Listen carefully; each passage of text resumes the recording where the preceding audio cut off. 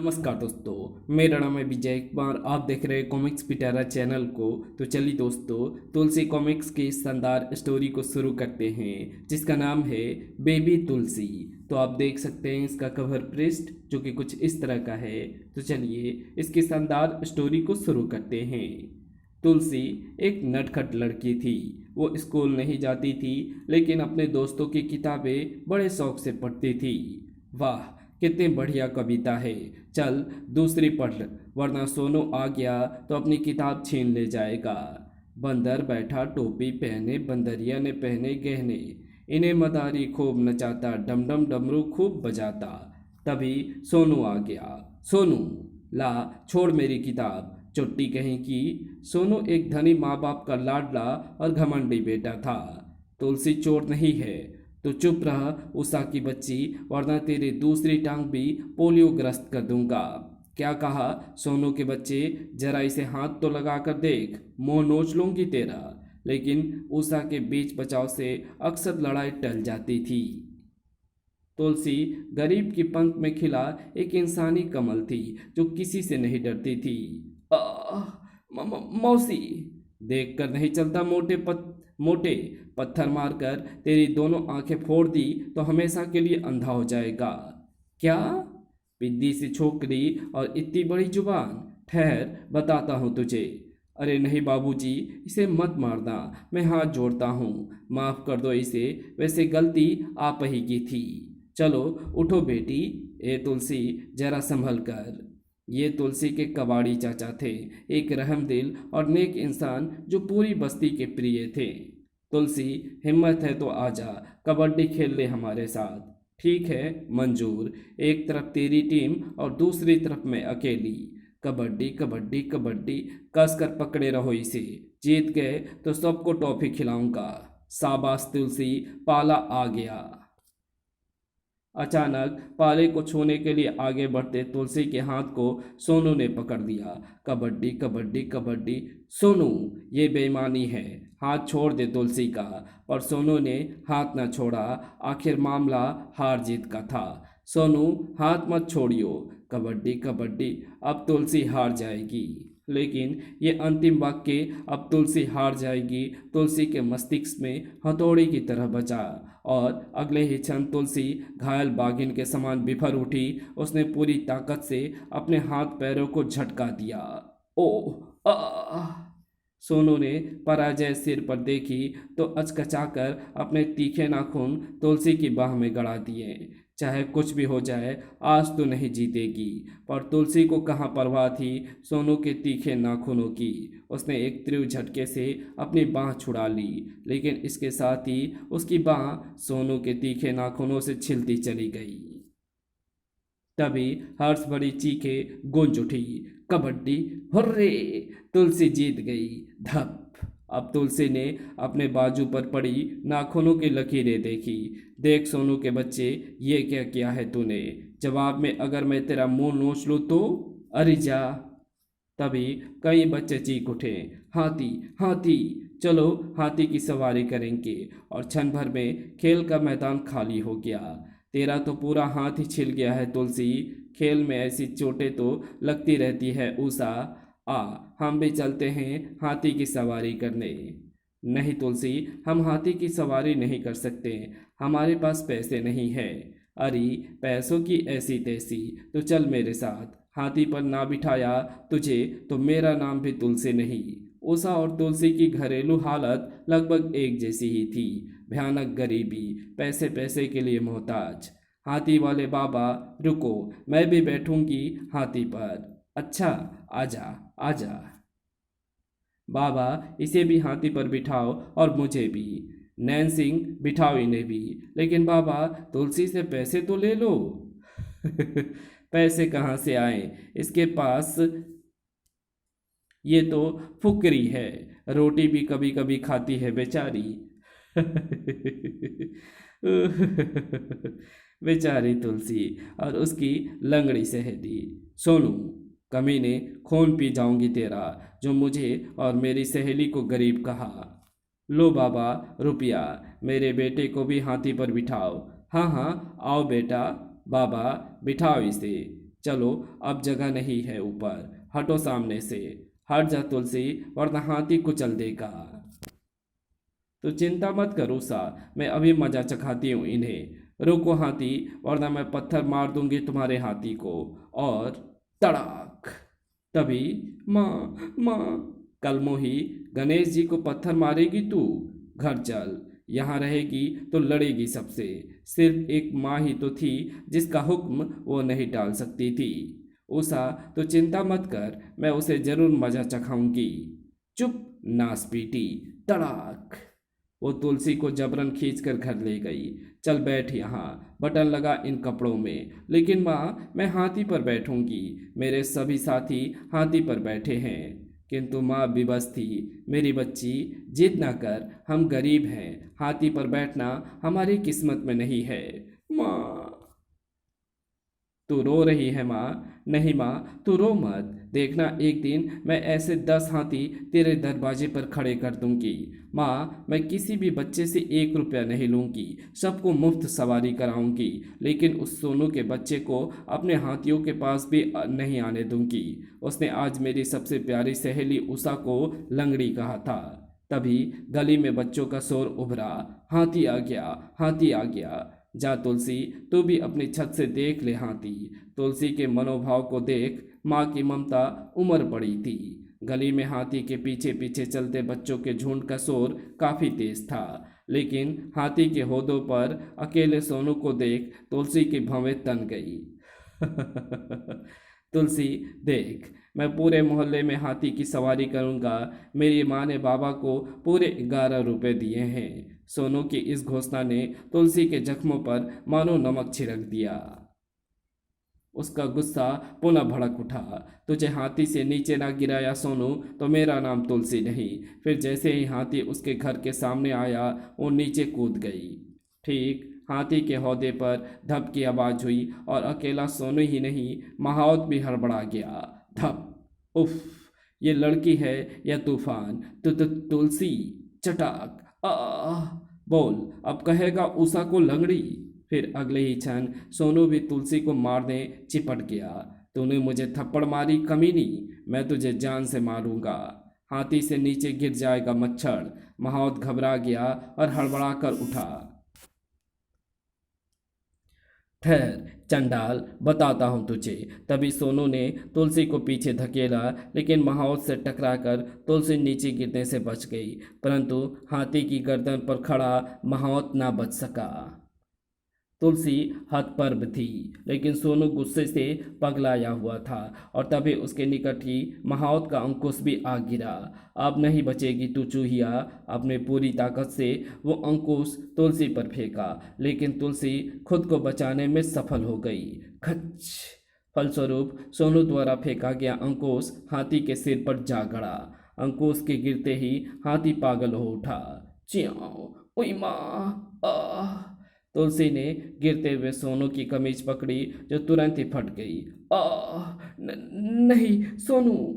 गनीमत ये हुई कि सोनू कोड़े के एक ऊंचे ढेर पर गिरा।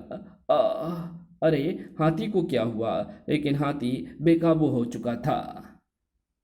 लोग अपने घरों की छत पर जा चढ़े और हाथी के पीछे सिर्फ साधु थे जो अपने हाथी को आवाज दे रहे थे, शंकर रुक जा, शंकर रुक, शंकर रुक। लेकिन तुलसी हौदे से चिपकी अपना हाथ निरंतर हाथी के मस्तक पर गड़े अंकुश तक पहुंचने का प्रयास कर रही थी। अंकुश गहरा धंसा है, जब तक ये नहीं निकलेगा हाथी पीड़ा से भागता ही रहेगा।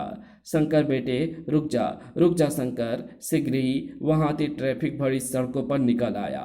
पागल हाथी। पीछा करते साधुओं का अब कहीं पता नहीं था। हाथी तहस नहस करता हुआ निरंतर एक ही दिशा में दौड़ता चला जा रहा था।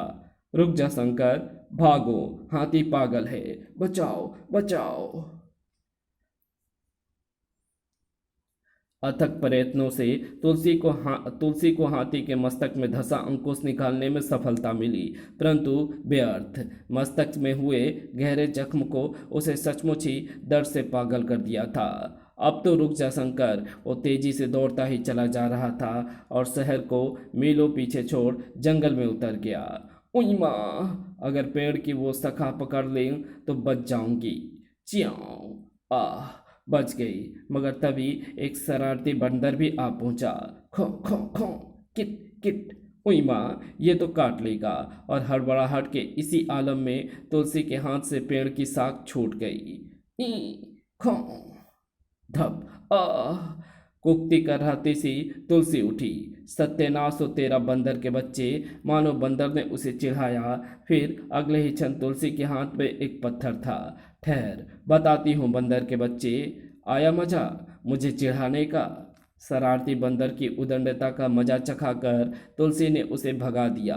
मगर अब वो उस बियावान जंगल में अकेली रह गई। मुझे तो ये भी नहीं पता कि वो हाथी जंगल में घुसा किस ओर से था। चारों ओर अजनबी रास्ते हैं, अब जाऊं किस ओर? माँ तो पागल हुई घूम रही होगी मेरी खोज में। हे भगवान, किस मुसीबत में आ फंसी। फिर कितनी ही देर तक वो डहरी सहमी सी जंगल में भटकती रही। खर्र, अरे ये तो किसी मोटर गाड़ी की आवाज़ है। वो बेतहासा आवाज़ की दिशा में दौड़ी। शीघ्र ही उसे एक जीप कार ही नहीं बल्कि कुछ लोग भी नजर आए। आहा, अब मैं वापस शहर पहुंच जाऊंगी, अपनी माँ के पास। जमीन पर रखी दोनों पेटियां जीप में लादने के बाद वो लोग जीप में सवार होने लगे तो तुलसी दूर से ही चिल्ला उठी। अरे रुको, रुको अंकल, मुझे भी ले चलो अपने साथ। तुलसी की आवाज़ पर वो चौंक कर पलटे। कमाल है, ये चूहिया कहाँ से आ गई इस जंगल में। पास आते ही हाँफती हुई तुलसी ने उनसे मदद मांगी। मुझे भी अपने साथ ले चलो अंकल, मेरी माँ मुझे ढूंढ ढूंढ कर परेशान हो रही होगी। लेकिन तो इस जंगल में आई किसके साथ थी? मैं एक हाथी पर सवार थी, अचानक ही वो हाथी पागल हो गया और मुझे यहाँ ले आया। हाथी का जिक्र सुनते ही वो चारों व्यक्ति चौंक उठे। वो हमारा ही हाथी होगा। क्या उस हाथी के पास क्या उस हाथी के साथ साधु नहीं थे? बहुत सारे साधु थे, लेकिन हाथी ने इतनी तेज दौड़ लगाई कि वो सब पीछे छूट गए। तो क्या हमारा हाथी शंकर पागल हो गया है? तब तो वो शहर में तबाही मचाकर लौटा होगा।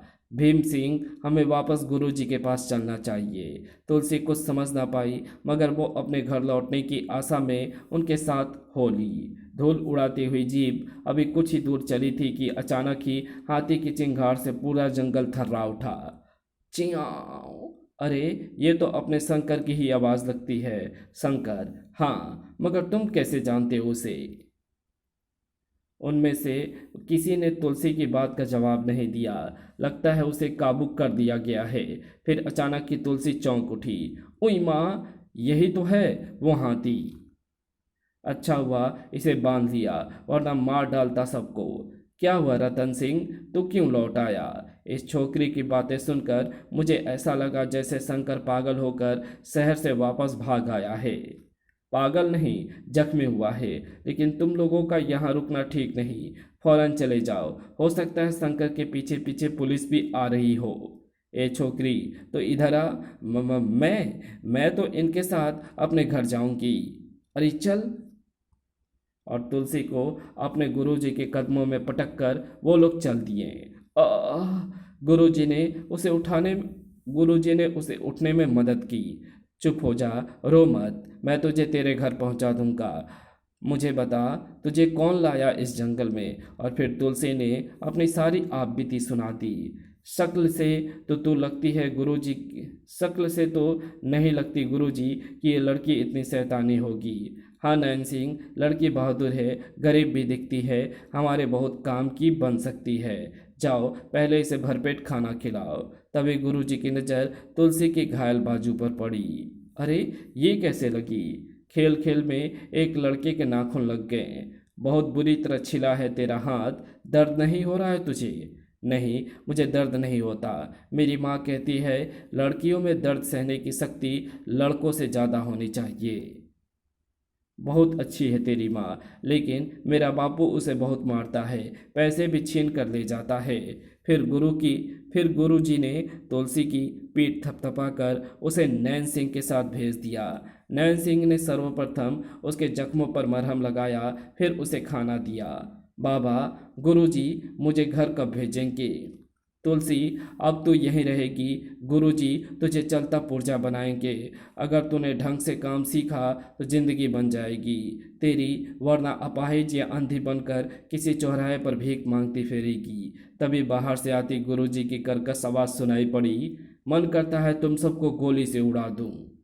नैन सिंह लपक कर बाहर निकला तो पीछे से तुलसी ने भी बाहर झांका। हाथी शहर में हंगामा मचाकर लौटा है, पता नहीं कब यहाँ पुलिस आ जाए। उधर ग्राहक अलग परेशान होंगे, अब तक उन्हें डिलीवरी क्यों नहीं मिली। सिर्फ एक बात की खैर रही कि ना तो हाथी ने किसी आदमी की जान ली और उसके हौदे की गुद्दी में छुपा माल भी सलामत है। सिर्फ सिर्फ यदि यही दोनों बातें हमारे पक्ष में ना हुई होती तो इस समय हमें अपना ये सबसे सुरक्षित अड्डा छोड़कर यहाँ से भागना पड़ रहा होता। जख्मी हाथी को देखते ही मैंने मामले की गंभीरता समझ ली थी और यहाँ से सारा माल हटवा दिया है। अब जाओ यहाँ से और चूल्हे वगैरह बनाकर खाना बनाना शुरू कर दो, ताकि पुलिस आए तो यहाँ से उसे कुछ भी संदिग्ध नजर ना आए। नैन सिंह, तुम उस लड़की को भी अंडरग्राउंड कर दो। अगर वो पुलिस के सामने पड़ गई तो पुलिस उससे ऐसी बहुत सी बातें जान लेगी जो हमारे लिए खतरनाक साबित होगी। मैंने इतनी खतरनाक लड़की कभी नहीं देखी गुरुजी, जो अपने घर की छत से गली में से गुजरते हाथी के ऊपर छलांग लगा दे। उस चंडाल को तो खत्म कर देना चाहिए। नहीं महावत, मैं उसे और भी खतरनाक बनाऊंगा। नैन सिंह, तो अभी यहीं खड़ा रह। जा, उस लड़की को ले जा यहाँ से। 2-4 दिन उसे छुपा कर ही रखना। जी गुरुजी। नैन सिंह तुरंत झोपड़ी में लौटा। अरे, तुलसी कहाँ गई? नैन सिंह की व्याकुल निगाहें घूमती हुई एक स्थान पर स्थिर हो गई। ओह, वो तो भाग गई। वो भयभीत सा उल्टे पांव गुरुजी के पास लौटा। क्या? भाग गई? वो तो मेरी उम्मीद से भी ज्यादा तेज निकली, मगर वो भाग कर जाएगी कहाँ? जाओ, उसे ढूंढो और पकड़कर मेरे सामने लाओ। मैं उसके दोनों पैर ही तोड़ दूंगा, ताकि फिर कभी भागने की हिम्मत ही ना करे। ये तो बहुत खतरनाक लोग हैं, मुझे पकड़कर कैद कर अभी तो सिर्फ पैर तोड़ने के लिए ही कह रहे हैं, बाद में ये शायद मुझे मार ही डाले। भाग जाऊं? और वो दबे पांव दूर हटने लगी। साधु उसकी खोज में बिखर गए थे। देखो, छोटे छोटे पद चिन्ह, आओ, वो इधर ही गई है। लेकिन उसी रास्ते पर दौड़ती तुलसी को अचानक रुक जाना पड़ा। उई माँ, ये तो वही जीप वाले हैं। ये कमबख्त, पंचर भी अभी होना था। अगर सचमुच ही पुलिस आ गई तो हम मुसीबत में फंस जाएंगे। लाओ, दूसरा पहिया दो। ये उतर गया। पुलिस आ जाए तो मजा ही जाए, लेकिन पुलिस ना आई तो ये लोग तो यहाँ से चले जाएंगे। फिर तुलसी ने एक जोखिम भरा काम किया। पंक्चर पहिया बदलने के बाद जब वो चारों बदमाश अपनी जीप में सवार हो रहे थे तो तुलसी अचानक झाड़ियों में से निकलकर जीप के नीचे घुस गई और वो जीप के साथ ही जंगल से रवाना हो गई। बस यहाँ से आगे उसके पदचिन्ह नहीं है, लेकिन जीप के टायरों के निशान हैं। ओह, तो क्या समझा जाए? वो छोकरी जीप द्वारा भाग निकली है। उन्होंने आसपास देखा, परंतु तुलसी के पदचिन्ह और दिखाई ना दिए। और देखो कमाल, वो हमारी ही जीप में भागी है। बहुत चालाक निकली, लेकिन अब करे क्या? अपना यही सवाल उन सब ने गुरुजी से पूछा तो अब वो बिफर उठे। डूब मरो चुल्ली भर पानों में। एक बित्ते भर की लड़की तुम 1.5 दर्जन मुस्टंडों की आंखों में धूल झोंक कर भाग गई। जाओ, उसके घर जाओ। अपने घर के अलावा वो कहीं नहीं जाएगी। तुरंत ही कई साधुओं ने वेश बदला और तुलसी के घर कूच कर गए। उधर रतन सिंह की जीप निरंतर शहर में घुसती जा रही थी। आह, पता नहीं कब रुकेंगे। काफी देर बाद वो जीप एक आलीशान कोठी के द्वार पर रुकी। टप। फिर इससे पहले कि दरवाजा खुलता, तुलसी मोरपंखी के विशाल झुंड के पीछे दुबक गई। उसने देखा, पता नहीं क्या है इन पेटियों में। 2 पेटियां कोठी के भीतर पहुंचाकर वो चले गए। पता नहीं ये कौन सी जगह है, ना मालूम घर किधर होगा।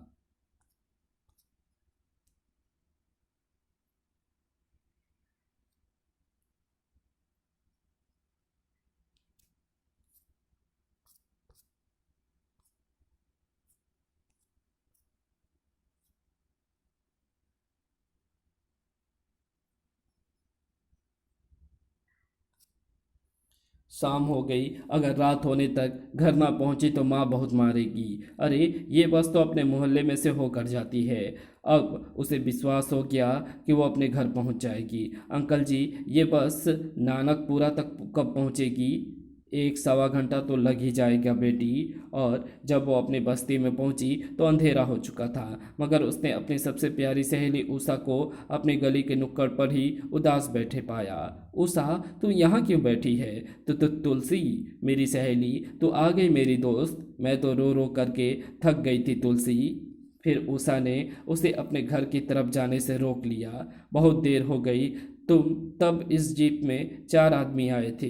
वो चुपचाप तेरे घर में चले गए और अभी तक भीतर ही हैं। तेरे बापू का भी कुछ पता नहीं। और माँ कैसी है? उषा ने बताया, माँ घर के भीतर ही है। मैं अपनी माँ से ज़रूर मिलूंगी। तो तुलसी तुलसी ने अपने साथ घटी पूरी घटना संक्षेप में उषा को बता दी थी।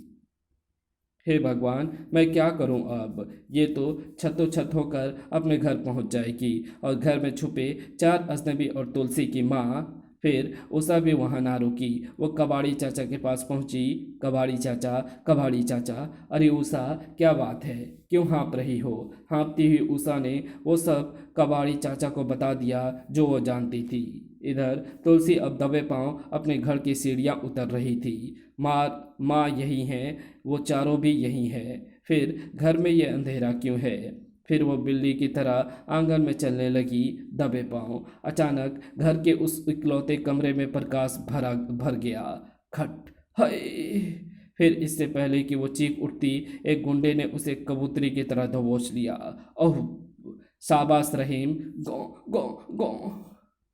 अगर तूने मुंह से आवाज निकाली तो इस बुढ़िया की गर्दन काट दूंगा। माँ! इस धमकी के साथ ही तुलसी के मुंह से हाथ हटा दिया गया। अब बोल, पुलिस को क्या बता कर आई है? कुछ नहीं, मैं तो सीधी जंगल से आ रही हूँ। बदमाश को लगा वो सच बोल रही है। इसका मतलब हमें सिर्फ इन दोनों से ही खतरा है, क्योंकि ये दोनों हमारा भेद जान गई है। और फिर रहीम ने झपट कर तुलसी का मुंह भींच लिया, वरना इस अमानवीय क्रूरता को देखते ही तुलसी के मुंह से एक दिल दहला देने वाली चीख निकल गई होती। खच! ऊ! लेकिन अगले ही क्षण तुलसी के दांत रहीम की हथेली में गड़ गए। फिर पलक झपकते ही वो सीढ़ियों पर थी और घायल रहीम अपने आपे से बाहर हो गया था। कमीनी, शैतान! धाए धाए धाए! मूर्ख, ये क्या किया तूने? अब हमें फौरन भागना पड़ेगा। लेकिन वो बच गई। और ये सच था, रिवॉल्वर से हुई फायरिंग ने लोगों को चौंका दिया था। भागो जल्दी, हवाई फायर करते रहो मूर्ख, ताकि हमें कोई रोके नहीं। धाएं! लेकिन तुलसी उनसे पहले गली के मोड़ पर थी। धप! उषा ने बताया था कि वो इसी जीप से आए थे और अब जबकि बदमाश निकट आ चुके थे तथा छिपने का कोई दूसरा स्थान ना था, अतः वो उन्हीं की जीप के नीचे घुस गई। फिर वो दोबारा उसी भांति जीप के दरवाजे पर लटक कर गई, जैसे जंगल में से लटक कर आई थी। वो शैतान भी इसी जीप में है जिसने माँ के सीने से चाकू उतारा है। तभी तुलसी, मगर तुलसी बहुत दूर पहुंच चुकी थी। जंगल में गुरुजी के अड्डे पर भी रात हो चुकी थी। जंगल में पुलिस के आगमन का खतरा भी छिन पड़ चुका था। रतन सिंह वगैरह सभी लौट आए, लेकिन भैरव सिंह नहीं लौटा। शायद वो लौंडिया अपने घर पहुंची ही ना हो और भैरव सिंह तथा उसके साथी वहां उसकी इंतजार कर रहे हो। लेकिन गुरुजी को ज़्यादा इंतजार नहीं करना पड़ा। निराश और पराजित भैरव सिंह लौट आया। उन्हें देखते ही सबके चेहरे पर एक सवाल लटक गया, और जब अनेक कुशलताओं के साथ भैरव सिंह जी की ओर बढ़ रहा था, झाड़ियों में दुबकी तुलसी उन्हें देख रही थी। मुंह लटकाकर क्यों खड़े हो? मुंह लटकाकर क्यों खड़े हो गए हरामजादो? बोलते क्यों नहीं? कहाँ है वो लड़की? वो भाग गई है गुरुजी। खामोश! तड़ाक! आह! चलो, सब कुछ समेट लो फौरन और ट्रक में लद कर यहाँ से भागने के लिए तैयार हो जाओ। गुरुजी बहुत दुखी थी अपने चेलों की इस नाकामी पर। उस लड़की के रूप में तुम अपने पीछे शहर में इस अड्डे की तबाही छोड़ आए हो मूर्खों। फिर ना जाने कहाँ से 2 विशाल ट्रक और 3 जीपें वहां प्रकट हो गई। फिर सारा तामझाम उखाड़ा और लादा जाने लगा। हाथी वाला वाहन भी एक ओर से आता नजर आया। मैं इस गाड़ी के साथ हो लूं क्योंकि हाथी के कारण ये धीरे धीरे चलेगी। फिर वो अंधेरे में छुपाकर गाड़ी के साथ साथ चलने लगी, एकदम परछाई की तरह। वो गाड़ी हाथी के पास रुक गई और तुलसी हाथी गाड़ी के नीचे घास पर लेटकर हाथी को खोला खोला जाता देखने लगी। एक आदमी ने तुलसी के निकट वाली खूंटी उखाड़ी, टन। फिर बाकी खूंटियां भी वहां इकट्ठी करने लगा। वो एक बार फिर शेष बची खूंटियां उठाने के लिए गया तो तुलसी ने बड़े आराम से उनमें से एक खूंटी अपनी ओर खिसका ली। अब जब भी मौका मिला मैं भैरव सिंह का सिर फोड़ दूंगी। कमीने ने मेरी माँ के सीने में चाकू घोंप दिया, मैं उसे जिंदा नहीं छोड़ूंगी। जल्द ही वो खूंटी उसके हाथ में आई। अनायास ही उसे वो अंकुश याद आ गया। ऐसा ही तो था वो अंकुश जो इस हाथी के सिर में गड़ गया था और ये पागल हो गया था। फिर एकाएक ही वो एक भयानक इरादे के साथ उठी। अंकुश की तरह ये खूंटी भी इसके मस्तक में गड़ जाए तो ये दोबारा पागल हो जाएगा और इन्हीं लोगों को कुचल डालेगा जिन्होंने मुझे सताया और मेरी माँ को चाकू घोंपा। तुलसी घुटने मोड़कर झुकी और दबे पांव हाथी के मुंह की ओर बढ़ने लगी। कमबख्त, ये महावत का बच्चा कहाँ मर गया अब। शांत बैठे हाथी के सिर के पास पहुंची ही तुलसी ने पूरी शक्ति से वो खूंटी अंकुश वाले जख्म में ही दोबारा घुसेड़ दी। खचाक। शांत बैठा हाथी पीड़ा से बिलबिला उठा और चिंघाड़ता हुआ उठ खड़ा हुआ। च्यों। अरे, इसे क्या हुआ। च्यों। तुलसी सकुशल थी। आह। अब आया मजा। सब बौखला गए और एक दूसरे को आवाज़ देते हुए इधर उधर भागने लगे। इसे पकड़ो, लेकिन जाल तो ट्रक में लदे सामान के नीचे दबा होगा। तभी कोई चीखा, पुलिस, गुरुजी, पुलिस आ गई। ओह नहीं। मारे व्यवस्था के गुरुजी मुठिया भींचकर चिंघाड़ उठे और अपने पराजय को निकट आते देख वो क्रोध से पागल हो गए। अब भागने का वक्त नहीं रहा, मोर्चा लगा लो। च्यों। थाए थाए। फिर मोर्चा लग गया। पुलिस तथा बदमाशों के बीच जबरदस्त गोलीबारी आरंभ हो गई। ले भैरो, तो पीछे से जा और पुलिस वालों को इस मशीन गन से भून डाल। धाए धाए। ये फंदा बिछाया तो गुरुजी के लिए था, लेकिन अब तू ही सही। मेरी माँ के हत्यारे मेरी माँ के शैतान हत्यारे भैरव सिंह। और तुलसी ने पूरी शक्ति से रस्सी खींच दी। रस्सी के खींचते ही एक तेज झटके से भैरव औंधे मुंह जमीन पर गिरा, जहां तुलसी ने सड़क तोड़ने वाली पैनी गैती का एक हिस्सा जमीन में गाड़ रखा था। गैती का चौड़ा नुकीला फल भैरव के सीने में गहरा धंस गया था। अचानक तभी चंडाल। फिर उसने खुद गुरुजी के शिकंजे में पाया। अच्छा होता महावत की बात मानकर तुझे तभी मार डाला होता। यक। ईमा। मगर तभी एक गोली इधर से चली, धाए, और पलक झपकते ही गुरुजी का प्राणांत हो गया। गोली उसके मस्तक में लगी थी। कबाड़ी चाचा। तुलसी हकला उठी, उसका कलेजा भर गया। फिर वो कबाड़ी चाचा से लिपट कर फुट फुट कर रोने लगी। इन कमीनों ने मेरी माँ को मार डाला कबाड़ी चाचा। रो मत तुलसी, तू तो एक बहादुर लड़की है। तेरी माँ बच गई है और पुलिस सुरक्षा में अस्पताल में है। फिर सारी गुत्थी आसानी से सुलझ गई। सर, ये स्मगलरों और लुटेरों का एक शक्तिशाली टोला था। टोले के आदमी साधु बनकर अपने हाथी के हौंदे पर स्मगलिंग का माल लाद कर अपने ग्राहकों को माल डिलीवरी करते हुए दिन भर शहर में घूमते थे। ओह, उनमें से 7 मारे गए और बाकियों ने हथियार डाल दिए हैं। हवलदार पांडे, इसे हमारी हिफाजत और संरक्षण की ज़रूरत है। Yes sir. पुलिस की मदद के लिए आपका भी बहुत बहुत धन्यवाद बद्री चाचा। और इसी के साथ ये कहानी यहीं समाप्त होती है। तो आपको ये वीडियो कैसी लगी? अगर आपको ये वीडियो पसंद आई हो तो इस वीडियो को लाइक शेयर कमेंट ज़रूर कर देना। चैनल पर नए हो तो चैनल को सब्सक्राइब कर ऑल नोटिफिकेशन को सिलेक्ट ज़रूर कर लेना। Thanks for watching my videos.